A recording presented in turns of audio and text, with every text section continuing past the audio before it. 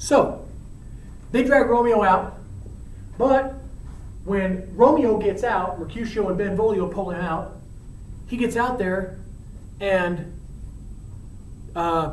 Mercutio's like, hey, I know where there's a better party down the street, across town. Let's go to that party. The night is young.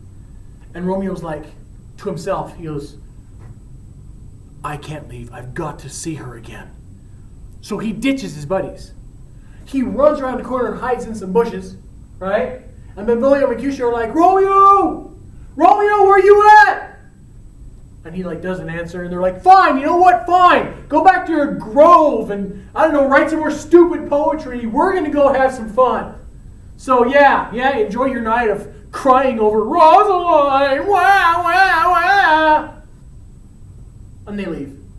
Romeo's like, guys don't know what they're talking about. Well, now he wants to see Juliet, but can he actually just walk right back in there? Hey, Capulet, I'm here for your daughter. Obviously, right? No. So he has to sneak. And he does something a little creepy here. Romeo jumps over the wall and he starts going around. It's a castle, right? So it has an outer wall and it has the house in the inside, and it has that courtyard, right? That goes around the outside of the house, between the wall and the house. He starts going around in that little courtyard, hiding in bushes, looking in windows for Juliet. Now, stalkery? Yes. Yes, it is. Okay? But that's what he did. By the way, don't do it these days. It's against the law. It's called peeping Tom. But it was creepy when Romeo did it. So Romeo's being a little creepy, but he wants to see Juliet. And he's planning on going up and tapping on the window if he sees her, to have her come to the window, So he's looking around, looking in windows, trying to see if he can find Juliet. Well, as he's looking around, he sees a light come on at an upstairs window. A window with a balcony. Romeo says, I know what light that is. That's the east. And Juliet is the sun. So he goes, rise, fair sun.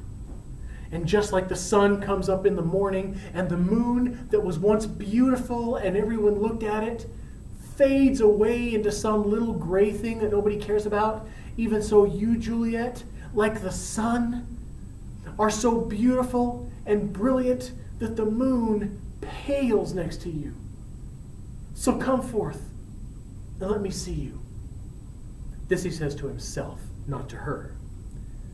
See, she comes out on her balcony, and you got to realize from her perspective, there's nothing in front of her but a castle wall and a bunch of bushes down below. And plus, it's dark down there. So she can't see down there. She's standing out there because trying to cool off a little bit. They didn't have air conditioning, right? So she's standing out there trying to cool off a little bit from the party and just kind of talking to herself as she's standing there because she's alone. She doesn't know that he's down there.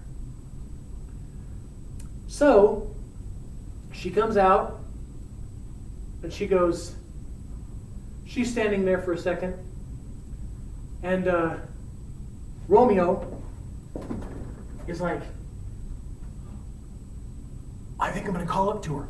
And just as he's about to be like, hey, Juliet, he hears her say his name.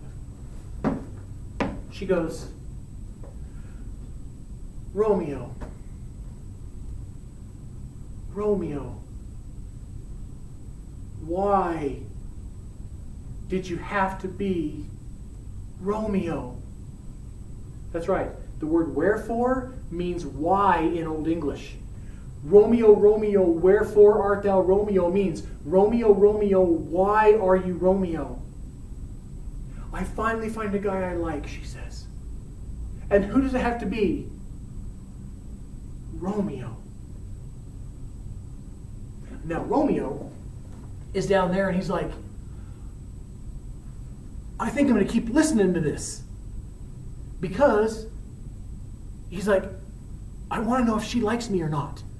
So maybe I'll listen for a second and see if she likes me. And if she likes me, then I'll know I'm good. It's like, this is great. This is going to give me a chance to find out if she likes me or not. without having to ask her friends. So she's gonna like me or like me, that weirdness where you don't know if somebody likes you or not. Romeo was like, this is my chance. I'm gonna find out if she likes me or not. So he's listening, and she doesn't know he's there. And she's standing there going, I finally find a guy I like. Wherefore is he Romeo?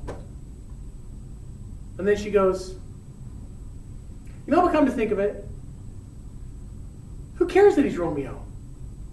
It's just his name. I'm supposed to hate him because he's Romeo Montague. But who cares about a name? What's in a name? A rose by any other name would smell just as sweet and be just as beautiful, regardless of what we called it. And so would Romeo, if he wasn't Romeo Montague, still be as sweet and as beautiful as that boy I met at the party. And then there would be nothing to keep us apart. Oh man, Romeo. Oh, it would be cool. You should change your name. Romeo, you could change your name and nothing would keep us apart and it would be so awesome. And now Romeo, has he found out what he wanted to find out? Oh yeah, she likes him a lot. And he's like, sweet. So when he hears her say, change your name, he jumps out of the bushes and he's like, I'll do it. And she's like, stalker! Ah! And she runs back into her room because a freaking stalker just jumped up out of the bushes down below her where there was supposed to be nobody. And she runs into her room and Romeo's like, no, wait, Juliet, stop. And she gets over there and she's like, wait a minute. I know that voice. She was about to call security, right? But she's like, no, I know that voice. And then she comes out and she goes, it's still too dark down there for her to see, right? Her eyes haven't adjusted. It's black. He's down there in the bushes. And she's like, aren't you Romeo? Aren't you Romeo Montague? And he goes, I don't know how to answer that question. And she's like, what do you mean? And he goes, you just said to change my name. I was like, I'll do it. He's like, if I have my name written right down, I tear it up. I tear it up and throw it away. He's like, I'll be anybody you want. I'll be Jack freaking Black if you want. I don't care. And she goes, oh, that was just me being stupid. Come here, let's talk. So, Romeo goes and they're talking on the balcony. It's a really cute scene. And it's really cute because they know they shouldn't be there. Like Juliet's like, I shouldn't be here. Oh, I should go back in the house. Oh no, but I can't leave you. And he's like, I could get hurt here. Like if they saw me here, they could kill me. But he's like, he starts to climb down and he's like, no, but I gotta come back up. I gotta see you again. They tried to leave each other, but they can't. They just really like each other. And so, after a minute there, or after a while of talking, Juliet goes, okay, Romeo, here's the thing. I'm usually not the kind of girl that throws herself at whatever guy, right? I usually play a little bit hard to get, all right? I'm not that girl that's just like, oh, yay.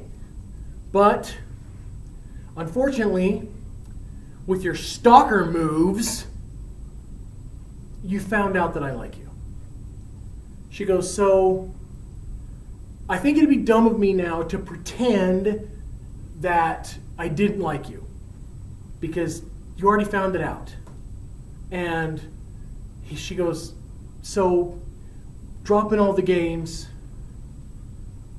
Romeo, I am too fond.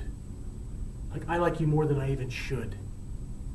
And Romeo goes, I like you too, you're pretty. Because guys don't play hard to get, right? They're like, yeah! They're like, you're pretty, I like you, yeah, you're great, I love you.